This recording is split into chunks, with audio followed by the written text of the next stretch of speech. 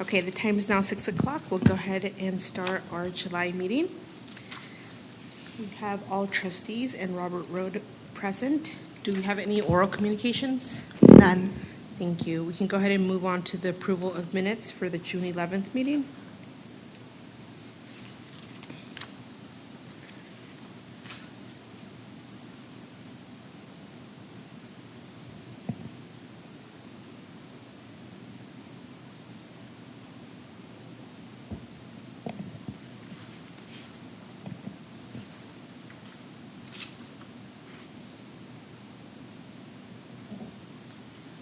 Do we have a motion to approve? I will motion to approve. Second. The voting's open.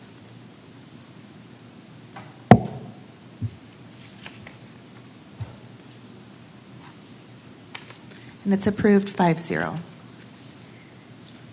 Thank you. We can go ahead and move on to current business, updates from the city of Escondido, presented by Robert. Okay, we are almost there. So the movers finished up everything this morning. So we are moved out of the mall location and we have moved back into the main library. Now there are still a couple of projects that are ongoing. We are completing the countertop this week and into next week for the customer service desk.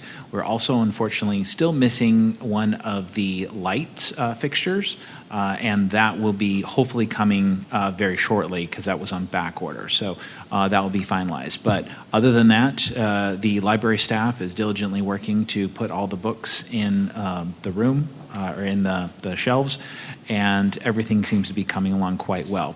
We met earlier today to have a conversation about the library ribbon cutting and public tours that we're going to be doing on Saturday, August 1st. And we have a really great schedule that is being built into that, including specific public tours as well as the mural dedication that is on the corner of Calmia and 2nd. So that will be a part of the library ribbon cutting. The invitations will be out the early part of next week, so please see that coming from either myself and or Reno to you, and then we will be passing those along to a variety of different organizations as well. I've also been in contact with a PR firm that the city is working with, that they have directed a couple of news agencies to me, and so I will also be doing some walkthroughs again with some news organizations about the new library. So that is everything that's going on, and we're very excited to be returning very, very, very soon. Robert, can we just make sure that John Schwab gets the invite as well for August 1st? Absolutely. Okay, thank you.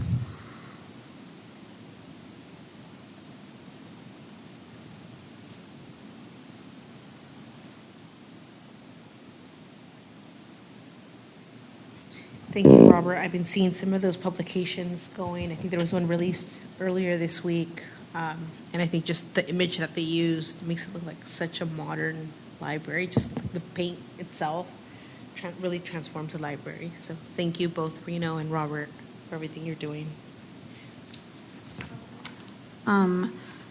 For the grant, is all of that settled and submitted? I would have to touch base with Ed on that because he's the project manager. He's the one that managed that. However, the last time we discussed specifically about this, he said it was completed in the timeline that it was requested. So we did make that time frame. Okay.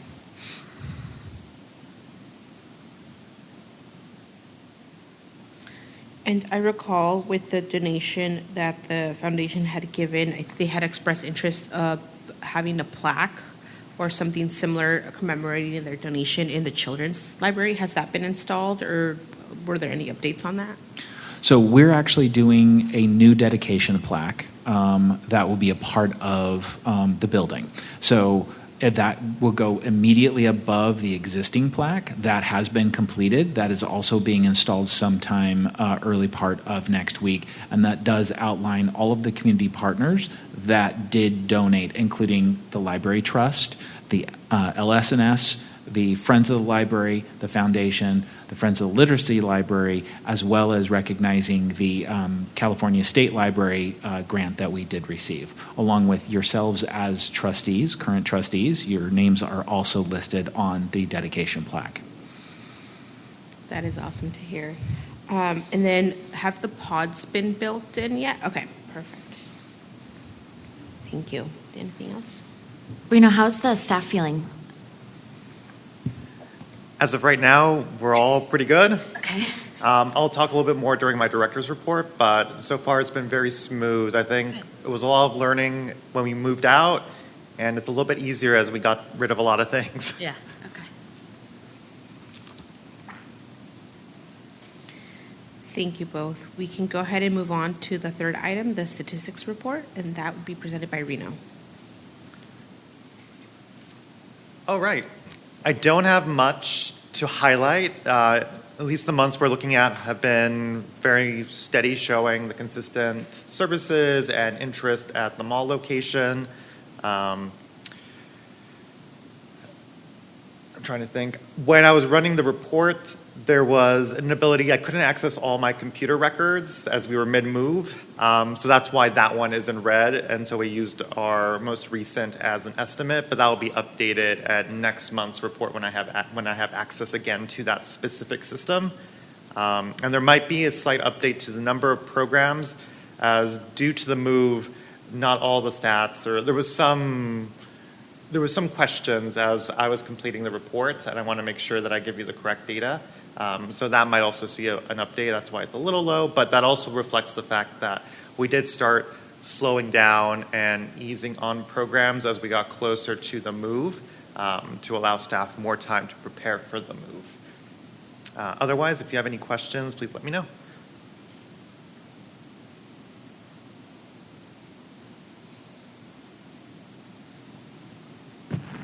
Just a quick question, but are you finding that the books are coming back in a reasonable amount of time now that there's kind of a flux between the two locations?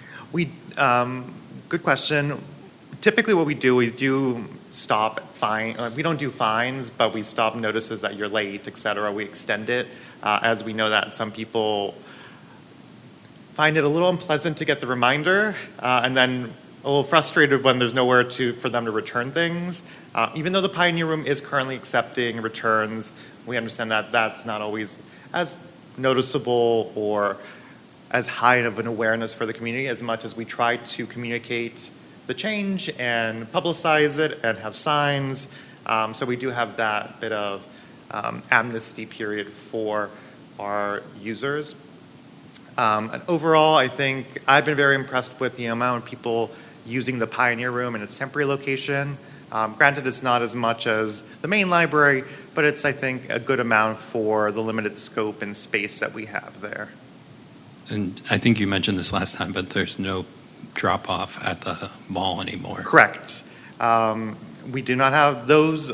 Book drops are currently locked, as we don't have the capability of going and checking and then also getting them from there back, since we don't have a courier for that purpose. Got it. Cool. Thank you.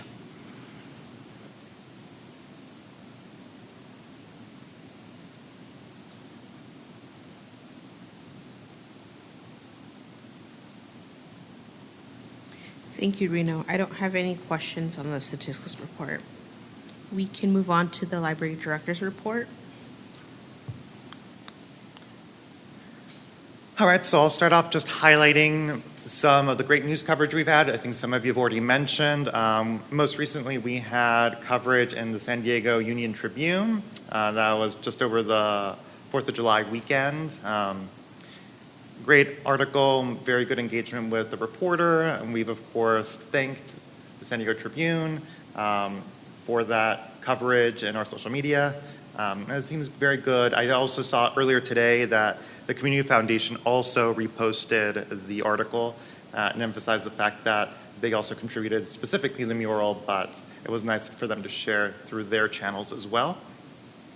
What I don't think I mentioned last time, but we were asked by the American Libraries magazine, which is kind of the main trade publication for library professionals, to write a brief article on our move to the mall and what we experienced. So I wrote that article. It's a short one, it's only 800 words, so they did ask us to write a lot of things in a very limited amount of space.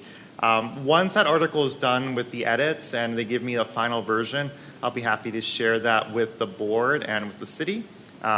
Since I don't expect any of you receive American Libraries magazine, but if you ever stop by the library, we have a lot of extra spare copies, since whenever we sign up for the professional association, you get a subscription, and we have plenty of staff that have that. But we were very excited. That was unprompted. They reached out to us, and of course we're very happy to work with them to further illustrate what we did here in Escondido and show us as a good representation of what libraries can be to other cities. So I was very happy with that. Minor staff updates. We do have 2 current part-time positions open. So if you know anybody that's interested in literacy, so backgrounds in either they're currently in school for education or retired educators that want a little bit of extra time to work with the community, that's the profile we're primarily looking for in our literacy associate. And our library associate is our entry-level job. So these are primarily our customer service-focused staff. So if you know anybody, again, that would be interested in working in libraries, especially if they're local, that's who I recommend you forward that job opening to. And of course, those are found on the Library Systems and Services career page.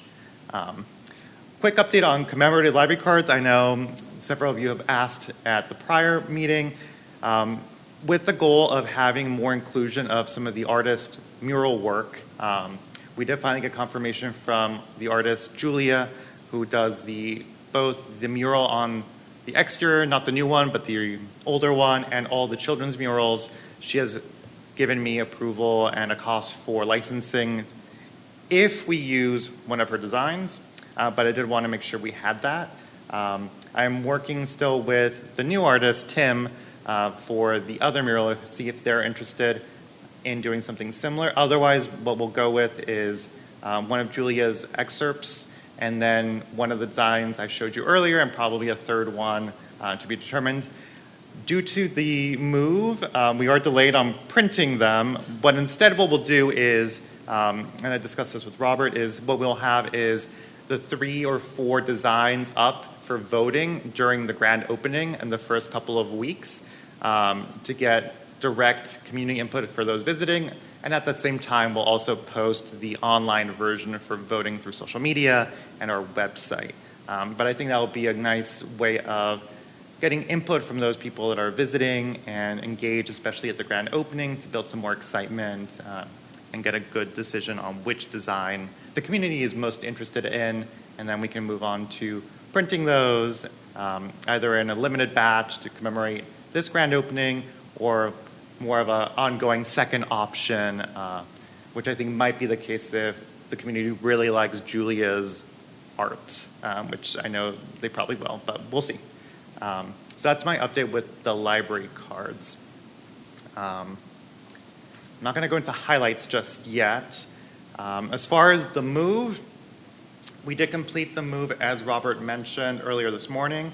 The bulk of the move was completed yesterday. So we are now fully in the building. Staff, as early as Monday, we were shelving materials on the new book stacks. Children's, for example, has all the materials now on the shelves, and now we're working on organizing and checking that we didn't miss anything. We'll be doing the same thing next week. We should finish up the first floor next week and then move on to what we call shelf reading to make sure everything is in order. And then final selection of, say, displays and prep work for posters, essentially what we might call the front-facing decorations and kind of enhancements for the public spaces.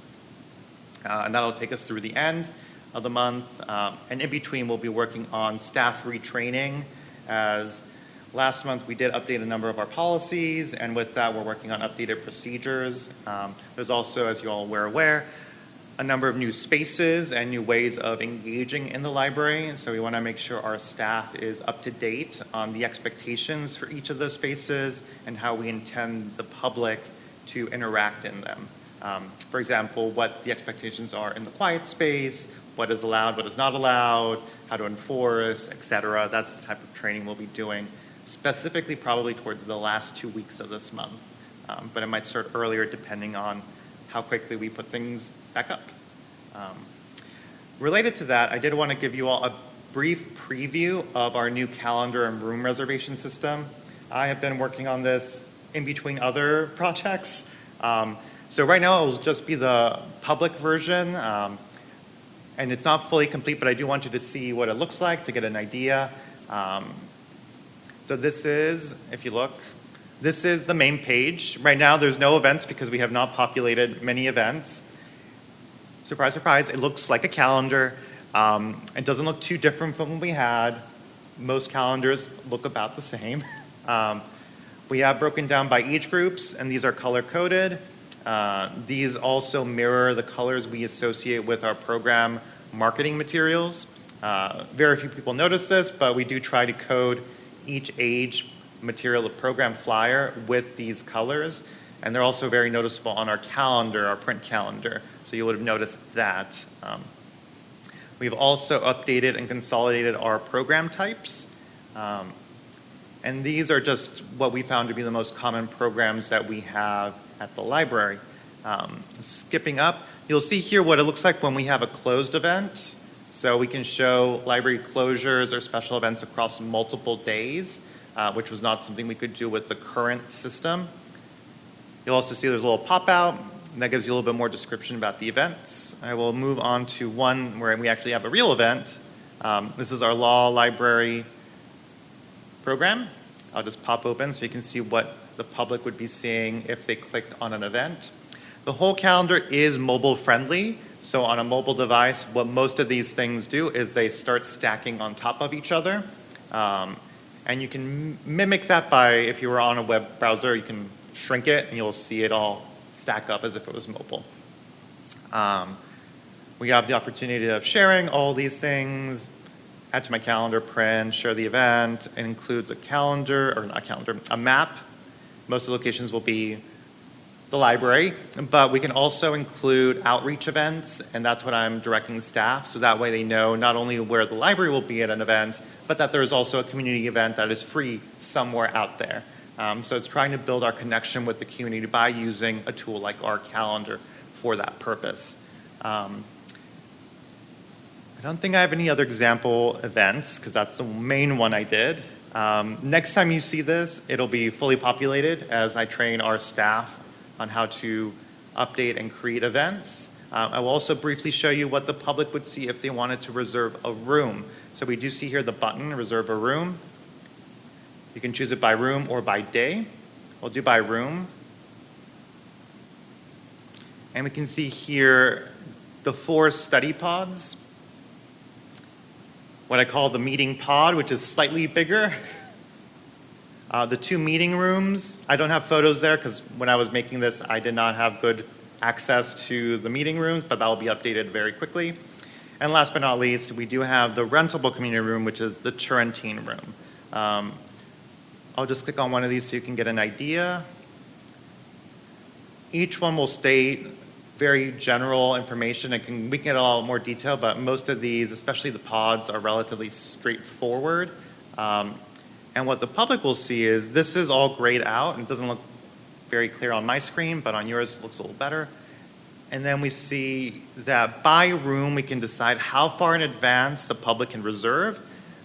For the pods, we're limiting it to around 24 hours because we know that those are the ones that are most likely historically to have no-shows and to be more of a last-minute or event rather than, if you're planning for a group meeting, which is what the meeting rooms are for, those might require several more days of planning coordination.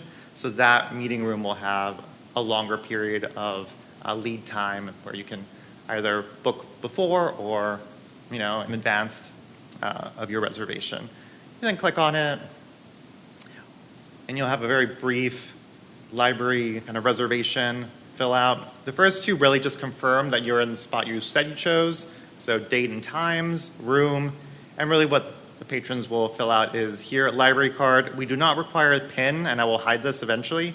We do require a library card number for the reservations. That is to allow us to make sure we know who is using it and for accountability in case something were to happen in that space, either to the space itself or to someone in the space. And they would just submit it.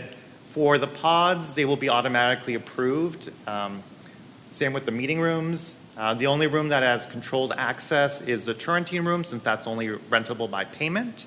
And the literacy pods. You did not see the literacy pods in our listing because literacy controls and manages those reservations directly with their learners and tutors. So our literacy staff will be the ones making those reservations and following up and confirming with those learners and tutors directly. But that is essentially the flow. Is there any questions as far as the calendar before we move on to any of the highlights or any of my other notes before we move on to the monthly highlights? This is very cool. Thank you for showing us this. Is there anything to prevent someone from just taking a study pod all day? Yes. So we have built in limits. We are still internally discussing, but we're also welcome to hear your thoughts. The standard is to allow 2 hours per day per library card. That is usually what we find in most libraries, and that's what I've done before as well in other LS&S libraries. But we're always open to seeing if that's not enough, if it's too much.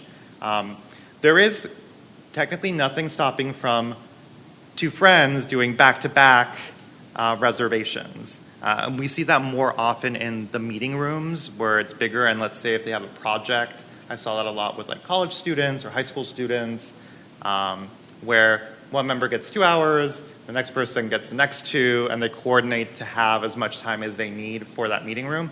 We can also limit reservations by period, so we could say per month, you can only have 1, 2, 3, 4 reservations per room type. We can get very granular with these settings. Right now, we're mostly mimicking the existing rules we had, for example, for Turrentine room, which does limit the amount of times an organization can reserve to 4 per year. So that's still enforced. But for the pods and the meeting rooms, we have a little bit more flexibility. And for those, we'll start off, like I said, probably 2 hours per card per day, especially for the pods. And then we'll gauge that to see whether we need to add or remove how many times per week or per day or per month we need to for each of those spaces. Yeah, no, I would just recommend going with the standard, and if sentiment changes, then roll with that. There is one use case, though, that like with the teen space being there now, they might want to use it for homework. Hopefully they don't get punished for wanting to do their homework like 5 days a week. Right. Yeah. And I think for the teen space, they do have that spot. We might revisit this discussion at a later board meeting for some guidance, depending on whether we want to have limited or different access for minors to the pods. Currently, we are planning on just doing it the same way we treat with library cards. So if you're above a certain age, you can be in the library without parental supervision, and very likely we'll allow that for the pods. We might have a different policy. I'm still working internally for the meeting rooms, just because those do have the TVs and a little bit more items that could be damaged, whereas the pods, there's really nothing too much that could break in there. I mean, people can always break things, but there is a lower risk, and so we might be more willing to allow, high school students or from the age when they can be above, so we can allow for that individual or duo study session like tutoring, et cetera, in those pods. What's the canceling mechanism if somebody reserves and then they change their mind? Is it really easy for them to cancel? Yeah, I believe, I haven't fully tested it, but typically the last time I used the system, in their email message, there is a link that also asks them, if you need to cancel, press this link, and then there's a confirmation screen that'll cancel it. So it's fairly straightforward. They can also always call the library and staff can cancel it for them. I haven't set it up yet, but I do believe there is an option for checking in. I've had mixed results with that. as sometimes they forget they're there, but they forget to check in, so then it cancels, and then somebody else swoops in and says it's their reservation, and it becomes a whole conflict. So there's little things like that we're still making sure we're thought of, but it's something we've experienced at other libraries, so it should all work out. But each library is a little different. How the community uses the space is a little different.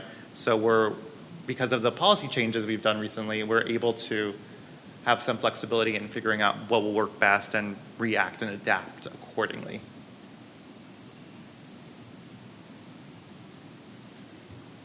The only thing I wanted to, how do you get to this page from the main library site? Currently, it's hidden, but we will have it just like to replace our current links to the calendar. Those will all be swapped out with this new URL. Right now, it's not live. I have access, but it's not published or anything. But it's essentially, I'll go in and before we go live, update all our URLs to make sure they direct to this one and see if I don't miss any. And then we should be all set. And we'll also promote it on our new newsletter and a social media once we're there. Nice. So it'll be featured prominently. Correct. Okay. Yeah, that's great. Reno, can you go back to one of the sample events on the Sure. calendar? I wanted to just see again. It did look, I mean, this looks very clean and super nice. And so the share capability, can you Yes. just walk through those buttons? Okay, so sharing the event, is that through social media? I just want to know Yes. how we can continue to market and let, We got that's beautiful. Facebook, That's what I X. kind of wanted to see. I don't know if there's other buttons. I'm still working with the development team. Okay. Because there might be a way of adding an extra button. It's like, for example, we're more active on Instagram, That's- than we yeah. are on X. Yeah. But it is Facebook currently, X, and then an email.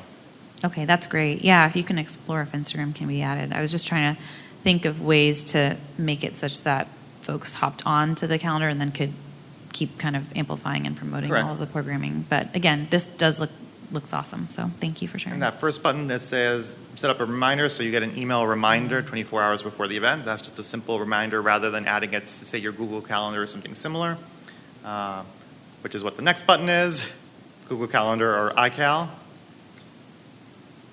Print does give you a print-friendly version of the event. Sometimes staff will use this internally just to keep track of what events are happening during the day, and we actually have a back-end version of this that just prints out that day's events. Typically, we like keeping that at the front desk just for quick searching in case they don't have access to the computer in that moment. Those are the three buttons. I'm trying to think if there's anything else. This is a fun feature for recurring events. This button does show you when they happen again, and you can jump to that date. This is particularly useful for series or, say, for example, like the law library, which is routinely on certain days of the month, or if we ever do any other recurring type of programming. Example, story times are another good one. And this gives people the opportunity. Same with events that have reservations or registrations. A lot of times the community wants to know when the next one is, and they want to see when the wait list starts. And so that's also a helpful feature that we don't currently have in our current calendar. So it's a little thing, but it does help. And there is a view where you can see upcoming events, the list view. But since all I have right now is Law Library, it doesn't look too different. Any other questions about the calendar? I know the library, you don't have to register, but would there be a register link for those events that do require that? Yes, there is a button and there's a form. It's very similar to the room reservation, and we have just as much control for it. We don't typically require library cards for events, so that's the main difference. And we can also, as I mentioned about library cards, for the rooms in particular, we are enforcing that the library card be in good standing. So that means no fines over $100 or overdue fees, I should say. Well, it's really lost or damaged items is what we add fees for onto the account. And of course, as you know, if people bring back a like-for-like item to replace it, we waive the fee, or they can pay to replace the item. Got it. And then are you still doing the delayed registration for any events that have like a maximum capacity? We are. I haven't worked with our programming team to see if we're doing any major changes to that, but this system does allow for windows of when registration opens and when it closes, as well as automatic notifications for when you're switched from a wait list to final list. Got it, okay. For folks that may just show up to the library and then see that there's the reservable spaces, would they be able to reserve via someone helping them at the front desk? Yes. Okay, and then I don't remember, so we don't have like any screens that indicate what times are already taken, right? So it would just be a matter of going to the desk and seeing what times, if any, are available? Correct. And I do expect that because this is more mobile friendly, that ideally, we know not everybody has a mobile phone to do and check, and it's a bit of staff training, get them to use the calendar online.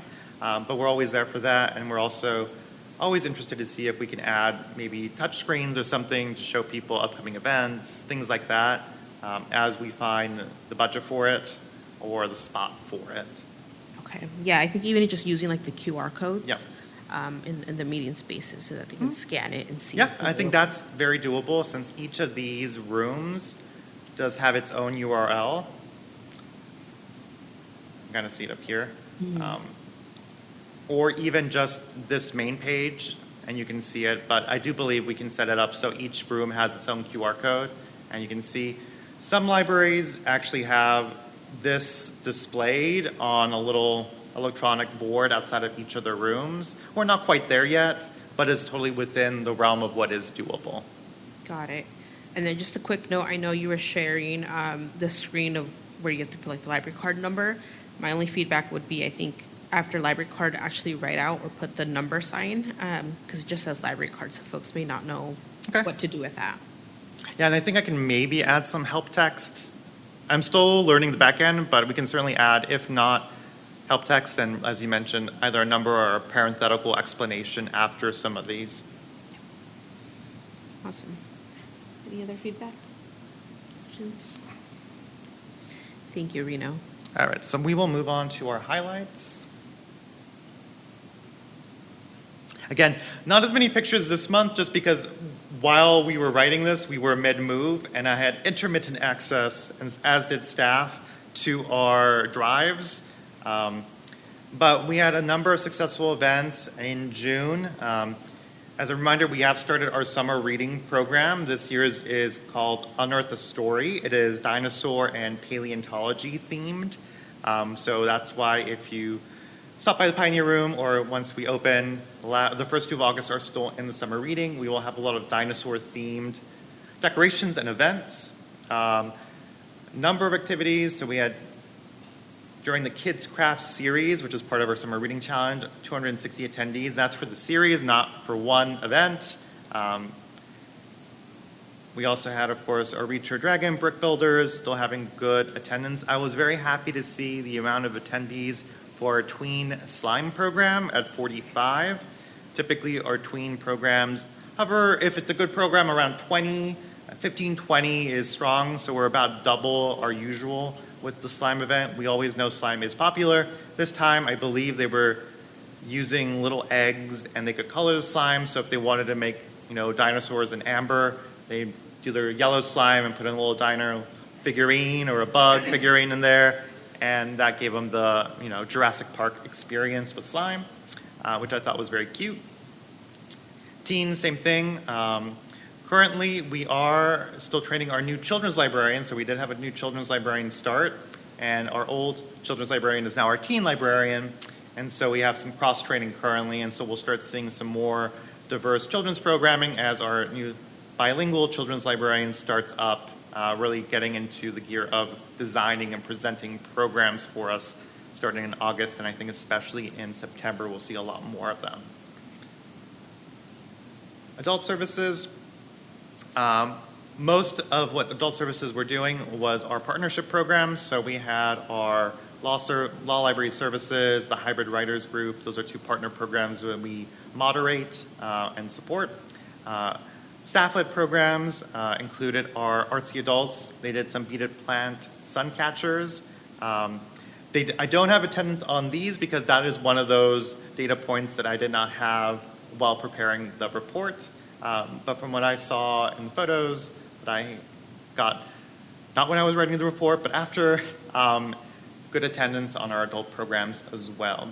The only events I did have photos for were outreach events, which we had plentiful of in June. I'm highlighting a couple here. Library staff attended the Community Resource Fair, where they interacted with 171 attendees. Again, building partnerships in the community in these events. We also attended the Family Palooza Youth and Family Resource Fair. That's what these two photos are from. So that was in partnership with the Escondido YMCA, and we were one of 40 vendors in attendance, highlighting the various resources available for youth and families in our community. And you can see here our team. We had around 194 attendees stop by the booth, including one of our assembly members, Dr. Darshana Patel, which is pictured in this picture down here. And yeah, we continue to look for opportunities in the community to do these engagements. You'll see us, hopefully you'll see us if you ever stop by, because I know I've seen some of you when I do these events. So we're very happy to see how much the community is engaging with us, and we are now getting a lot of requests for engagements. Next week I'll be attending, I think, one of our business associations, and then an hour later another one of our staff will be attending an HOA in Old Escondido, which I think actually meets in the Mitchell room. And I think that our two dedicated outreach staff now, we see Azar, who is our lead outreach principal librarian, and also our literacy team, Sheila, and Eveline, who's been a long time member of our youth services team. And they're often the ones you'll see out and about at our outreach events. And that is it for me as far as highlights and updates. If you have any more questions, I'm happy to answer. I had a few things. Thank you again so much for all of this. So even back to the very top with the library media coverage, again, many thanks to both of you and Robert. I've shared everything that I've seen. Love all of that. Love that Robert's confirmed that there's more upcoming. So just a couple notes or questions from my end about has media been invited for the ribbon cutting or kind of plans for coverage for the grand opening phase of things? So we just met today to have that conversation about what's next and what we're going to be doing as far as the ribbon cutting. This information will go out to all of the news outlets for the ribbon cutting itself, and so we will hope to have some really good coverage for that. My goal is over the next couple of weeks that people will start seeing this ramp up of coverage and be very interested in attending on August 1st. Okay, that's great. Love to hear that. Thank you. And then your team does a great job on the social media front. So same thing, all the things I see, I share. Just either a plug or a ask about any video content. I really feel like, especially with the grand opening, that's going to be the time to just hit the hardest. Whether there's before and after fun stuff. I mean, even the recent photos that were shared that said coming soon and giving some of that sneak peek stuff. But I think video content especially plays really well. So anything tied to that. I know, when we did move to the mall, there was that one mom influencer. That video just skyrocketed. So maybe even something similar. Just trying to think of all the ways that we can ensure that the community knows that we're back. So again, thank you so much for the work thus far, but let's definitely keep thinking about what else we can do. Just for your information, one of the groups that will be touring through the library that the public relations firm did direct us towards is a social media influencer that's local to Escondido. Oh, perfect. So we're very excited about that. It's not something that we've tried before, at least not something I've done before. So we'll see how that goes. Okay, that's awesome. That's great to hear. And then thank you for the updates on staff. Love, at least for us to know about any vacancies so that we can help and also plug that. And so one note is just on the volunteers front as well. If there are notes related to that about other pushes or calls on the volunteers front, please let us know so that we can spread and share the word. And then I had looking back at my notes too, kind of back in April, either just kind of calling it as a reminder. I'd had in there that we were like set to probably talk about or look at annual report stuff more in September. So just making sure that that's still on the radar and That's correct. planning Yep. for that. Okay. Thank you so much. I will mention, as we were discussing publicity, we recently partnered with a paid publication. It's called Be Local. You can already see that they use our mural for their marketing. Be Local is a both digital and physical magazine. The physical version is sent to the most recent 400 home purchases in North County. Not necessarily in Escondido specifically, but North County. They now, based on our discussion with them, they now feature the library as one of the things they can visit, in addition to some of the other libraries. They had not been using libraries as one of the resources that they publicize. We also paid for a small but reasonably sized ad in their magazine. The one for July and August is advertising our grand opening to the public on August 3rd, just because I wanted something that would be viable also to use in August, so that people, if they're just getting a house, know Escondido has a brand new library, looks great, and we want to encourage them to come. Longer term, I anticipate using that ad space to encourage membership to either the trustees or to specifically our friends and foundation, or in support of their need to fundraise, since, as you can imagine, the people that can afford to buy real estate in anywhere in San Diego aren't necessarily the ones that need the library the most, but they are also ones that tend to be very civically engaged and also willing to donate to friends and foundations or work on their boards. So that's what our anticipated longer-term partnership and use with this publication.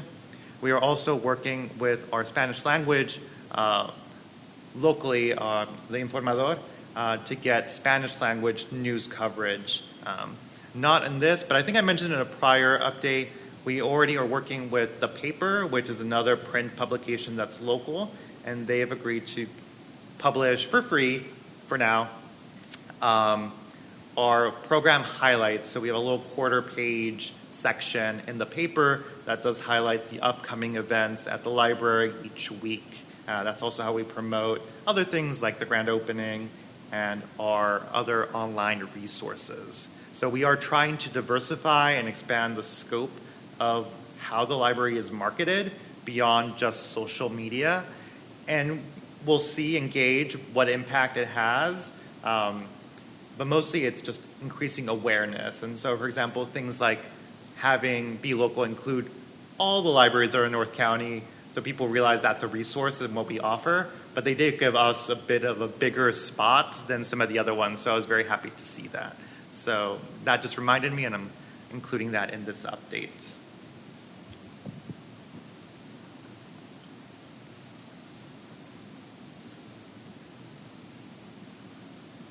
Thank you, Reno.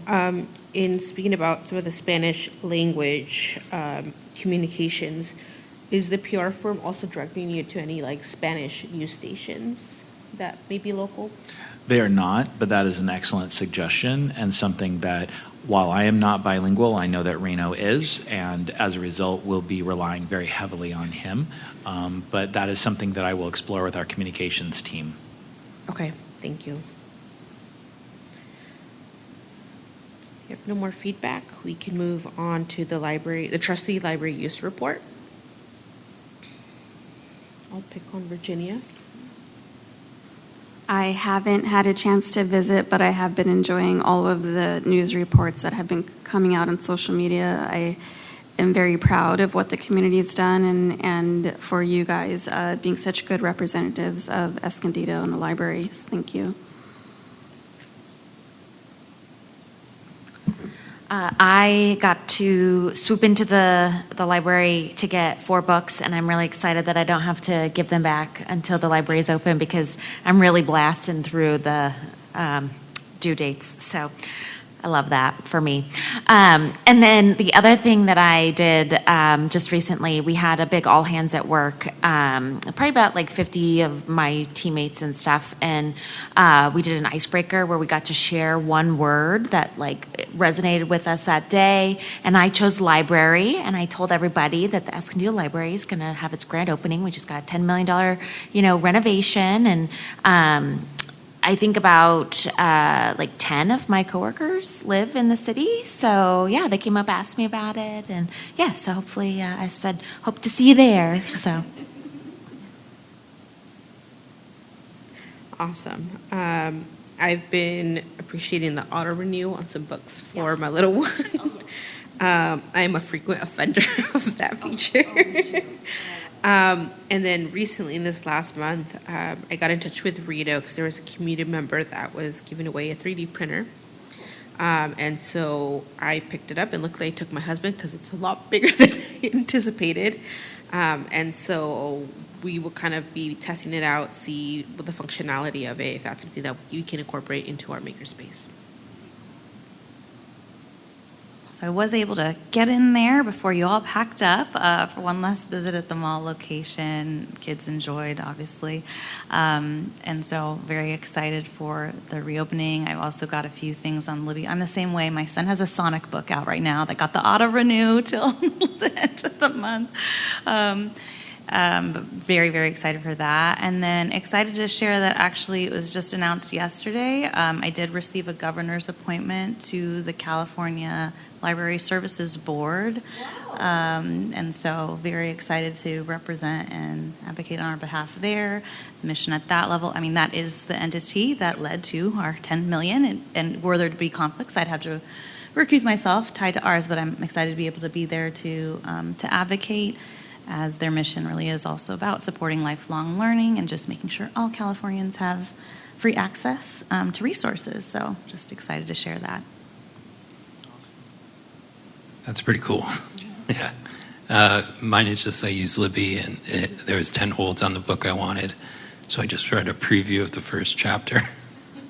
And that's good enough for now for me. And then the other piece is a local cleanup group I'm a part of is planning on cleaning up the neighborhood around the library before the grand reopening.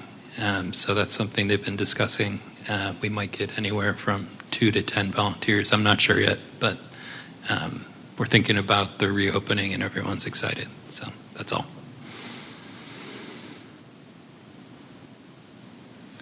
That's awesome. Congratulations on that appointment. That's pretty exciting. Do we have any items anybody would like to place on a future agenda? Okay. With that, we can go ahead and adjourn the meeting. Our next meeting will be on August 12th, 4 o'clock. Awesome. Thank you. So how did you do that?